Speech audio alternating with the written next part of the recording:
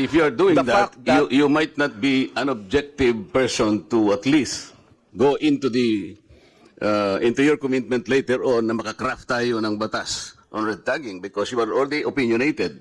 I'm only asking you that we should have a dividing line. Please allow me Alca. to first address the chairperson kasi parang nagsagutan na kayo na. Yes, Yes, Your Honor, but we have to be clear. What is red? we are very clear about Red, it. Excuse red me, is excuse me. communism, Your Honor. And the mere fact that you are espousing the ideology of communism does not mean you are violating any law. Fake, war on drugs. Lumilitaw po sa mga hearing ngayon ng Kamara na hindi na lang anti-poor, hindi lang madugo, pero peke po pala talaga itong war on drugs. Madam Chair, may I know from the CHR if they are cognizant of the fact that KOJC is a religious organization? Yes, Your Honor. And considering, Madam Chair, that it is a religious sect, and I believe the CHR knows that several thousands of PNP members trooped to their compound and stayed there for several days already, and I think up to today they're still there. Did you happen to investigate whether there are civil rights violated by the members of the PNP in encamping in their compound? Thank you, Your Honor. Yes, the Commission is investigating the incidents concerning the KOJC, Your Honor. What did you find out initially? The field or our regional office is still conducting its investigation, and we expect the regional office to submit its recommendation the soonest, Your Honor. And yes, I agree with you that there are several rights that may be involved here. One of which is, as you mentioned, the religious freedom of the KOJC members, and there may be other civil liberties that may be affected, Your Honor. Yes, and earlier, Madam Chair, we noted that the CHR acceded to one of our interpellators' proposition that preventive is the better side of the CHR's function, correct? Yes, Your Honor. And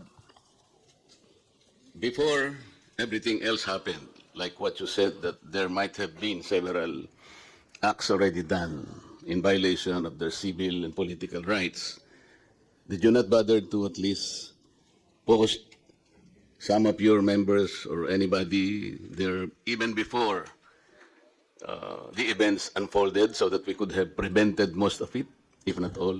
We had, Your Honor. In fact, we assigned at least 3 investigators in the area, Your Honor, as early as September 1. Did they have the power to restrain or even advise the members of the PNP as to the action that they should do in relation to possible violations of their political and civil rights?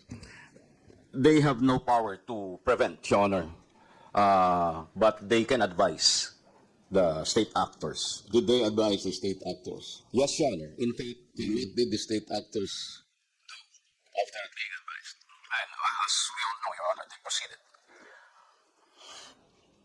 Considering, Madam Chair, that it is a religious denomination, I would surmise that the worship services were interrupted. Some activities connected with the religious belief might have been interrupted. And these are serious violations of their political and civil rights. Maybe like marriage are being celebrated in that compound, baptism probably, anything you might think, activities that is related to their faith.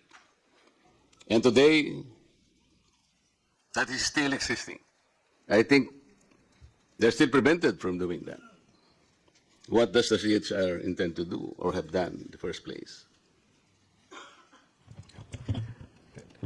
Our regional office, Your Honor, is currently investigating the situation, monitoring the situation, and in fact, we Investigating and monitoring, Mr. Chair, different ways, Your Honor. is not good enough. Considering the unfolding of events in several days and continuing up to today, I think CHR should do something. because we need to protect them. Protecting their human rights at the center of the function of the CHR. Am I correct? Yes, Your Honor. But before the commission acts on the situation and to perform whatever is necessary, we have to conclude our investigation. So we have to determine based on our By own investigation, sir, you mean you are able to identify the persons, the number of persons, and their acts, and the damage or damages suffered, or the number of acts that constituted violations of their civil and political rights? Yes, Your Honor. Those are among the details that we might need. And when can this committee receive a report so that probably even Congress can act on it and do something about it? Yes, Your Honor. As soon as the investigation is concluded, Your Honor, and the commission and bank. You have a time frame, sir? I'm sorry for being insistent, but this is violation of civil and political rights. You need to protect people. We understand, Your Honor. That's why we directed our regional office to expedite the investigation. In fact, the region already submitted a few recommendations on a few rights involved. And as we know, the incident is continuing as of the moment, and we cannot finish. The investigation is continuing, Your Honor. At the But least- as the regional office concludes one issue, they are required to submit it to the commission. Yes, while you're doing the investigation, at least you should have done something to prevent further violations of human rights. Because hindi na po matitigil, baka hindi na rin matigil ang pag-iimbestiga ninyo. Because while you are investigating, nagagawa pa rin po and continuing violations of human rights.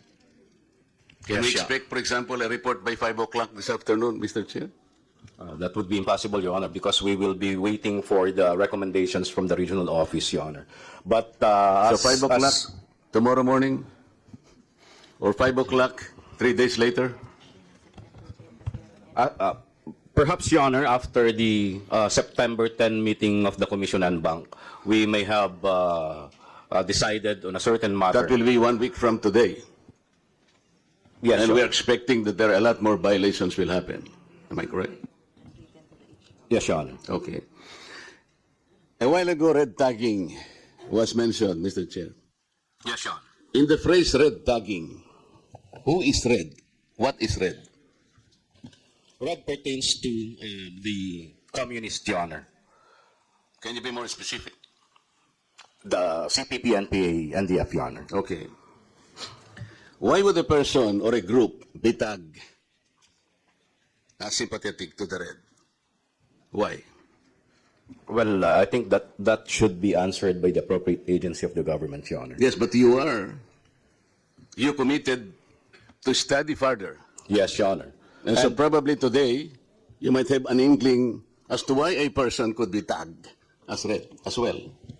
Actually, Your Honor, there If are you're very- sympathetic with the Reds, you can always be tagged as one of them, correct? It may be possible, Your Honor. There are instances where tagging is not only because you are sympathetic to the red. Well, based on the accounts of victims, Your Honor, the mere fact that they are serving the people, the poor people in a community, they are already tagged. The mere fact that they are advocating for a certain right, they are already tagged. So it depends on it's not up to the commission to answer the question, Your Honor. It's up to the government agencies involved in the I'm tagging, raising Your this Honor. point, sir, because they can use a defense that we are only trying to help people. Like trying to protect their rights also, your human rights. This representation, for several days already, is fighting for the rights of ABS-CBN workers who have been denied of their rights to compensation, as already ruled by the Supreme Court by way of execution. Until today, they're struggling to get the rightful compensation already awarded by the Supreme Court. Ginawa ko po ito meeting with the NLRC officials themselves, including the Secretary of Labor. But I did that without making any resentment against the government. I did that because I want to help the people. I cannot be red tagged, is it not, Mr. Chair? Well, it's an experience, Your Honor. You're not answering my question. I cannot be red tag by doing that. Yes, Your Honor. Yes, thank you. Yun nga po yung gusto kong sabihin. If that group of persons cannot even, let's say, denounce the doings of the NPA, they can be red tag. And that's understandable. Am I correct? I think we have to make this the If I am asked, Brad, Your Honor, if I am asked to denounce, for example, the works of the Reds, and I did not do it, I can be red tag. At hindi ako pwedeng sisihin. Tama po? well, may mga experiences po ang mga tao na pagka there are instances where people were asked to denounce the CPP, NPA, NDF, and once they refuse, they are tagged. Hindi ho namin ma-deny yun because there are claims. Pero that kung may halimbawa ganyang po ang pangyayari. gagawin nila, yung tulong lang talaga. Huwag mo na silang i-instigate. Sabihin na lang nating tulong lang talaga. Huwag na nating instigate against the government para walang masabi sa atin. Hindi ka mare-red tag, di ba, sir? Wala ho dapat ma-red tag dahil sa lang sa pagtulong sa tao. Yes, sir. Tama po. Kung ginagawa mo rin yung tungkulin mo na wala ka nang binabanggit tungkol sa gobyerno, basta tulong lang. Simple lang. Tama ba?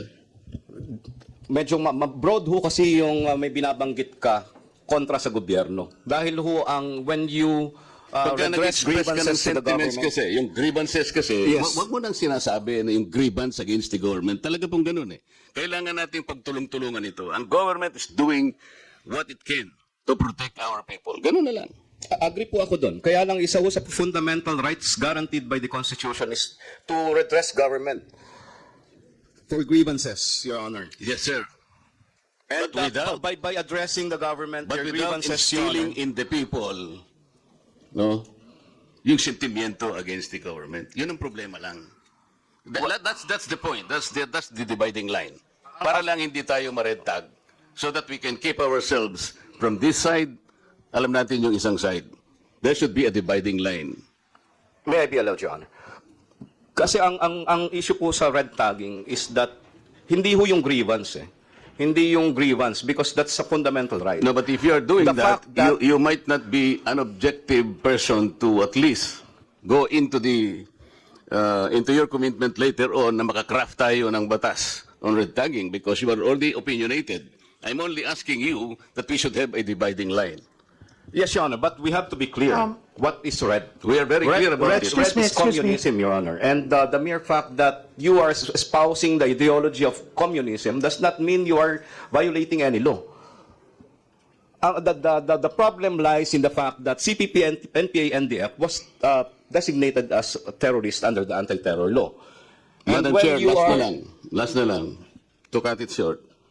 The NTF-LCAC must do also some preventive measures. Yes, Your Honor, I agree. In fact, Okay. in Excuse our me. meeting with them, with the Please allow me NTF-LCAC, to first address the chairperson. Kasi parang nagsagutan natin. Yes. So, I'm sorry, Your Honor. The yeah, CHR okay, is so- apologizing already, No. Madam Chair. Can you please state your last question? Yes, I'm trying to stress a point that if we know to observe the dividing line, Madam Chair, you cannot be red tag. That is the point. Yes, go ahead, Chairman. I agree, Your Honor. Okay, thank you very much, Madam Chair.